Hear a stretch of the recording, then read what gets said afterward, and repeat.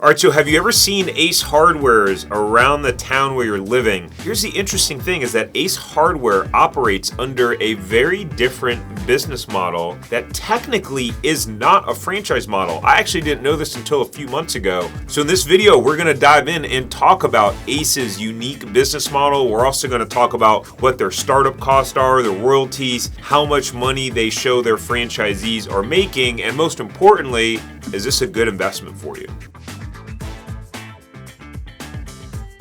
If you're new here, my name is Tarek Johnson. I am the CEO and founder of Franchise Empire, where we've helped hundreds of people find, vet, and launch money-making franchises. So before we dive into some of the numbers, here's a couple of things that are pretty interesting to know about Ace. So Ace has been around since 1924, and they originally operated as a wholesaler supplying independently owned hardware stores. The idea was they were trying to help them get better pricing and get centralized access to inventory. And so after the founder, Richard Hess, retired in 1973, Ace actually transitioned to their new business model, which is actually a co-op. So it's a cooperative where each co-op owner has a stake in the entire company. They're actually shareholders of the entire company.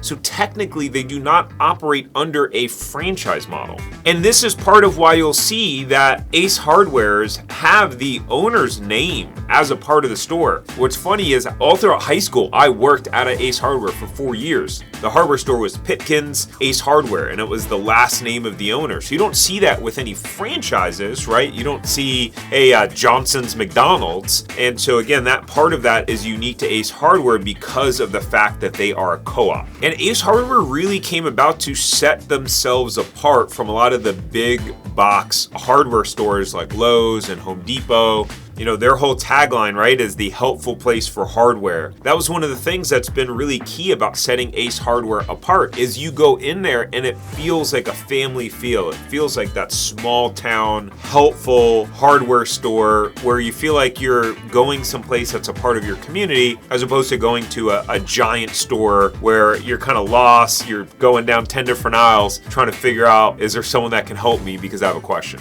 And because of that, they've actually been number one in customer satisfaction for the last 15 years, which is pretty impressive. And over the next 4 years, Ace is planning to invest over $1 billion in opening new stores and remodeling existing stores to be able to better serve their customers and to keep up with the times. Here's the crazy part is that Ace Hardware has over 5,000 stores opened worldwide, which is a wild number. I'm curious, can you guess how many locations that they opened up in 2023? That's the data that we have access to right now. So a note in the comment below, what is your guess? How many stores do you think that Ace opened in 2023? We'll let you know at the end of the video. All right, so let's talk startup costs and finances. So a new location for an Ace Hardware ranges from between $600,000 to $2 million to get up and open. If you're converting an existing hardware store, meaning let's say you own a hardware store or you buy a small hardware store and you just want to convert it to an Ace, then you're looking at between $134,000 to $1 million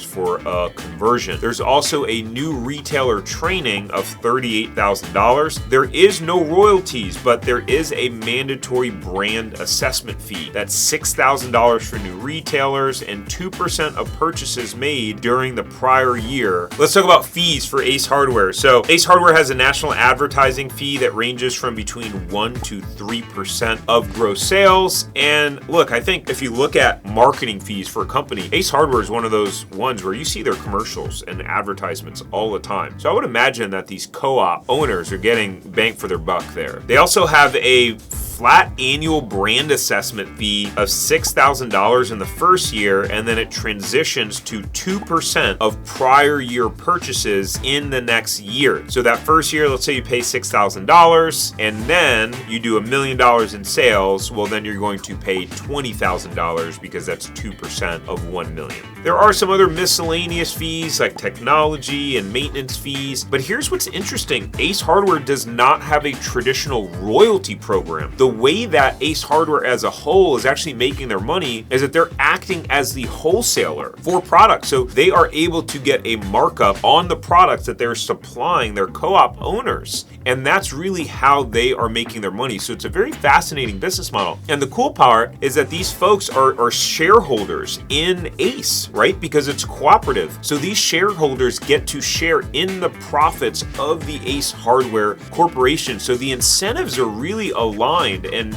now that I learn about the co-op model, it seems like it's a really great business model to align incentives. By the way, if you enjoy videos like this, where you like learning about the different startup costs as well as how much money some of these franchises are making, then I put together a list of 42 high-performing franchises, and I broke down all of their startup costs. I found out all of their sales, and so I dive into it. We actually have a really great resource that's free for you. It's my gift for you. So you can look in the description or comments below, and we will have the link for that free resource so you can cut through all the noise and stop having a Google search and trying to figure out what are some of the top franchises and how much money they're making. Speaking of how much money these locations are making, let's take a look at some of Ace's numbers.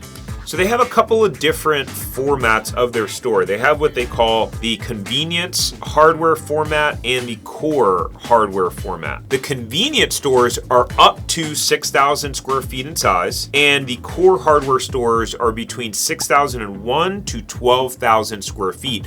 So obviously those stores have a bigger footprint. The rent is likely going to be higher. One would assume with a bigger store, bigger location, more products, more services, that they're going to generate more sales. And so in the smaller footprint, in the convenience store model, we can see that the average sales were 2.2 million.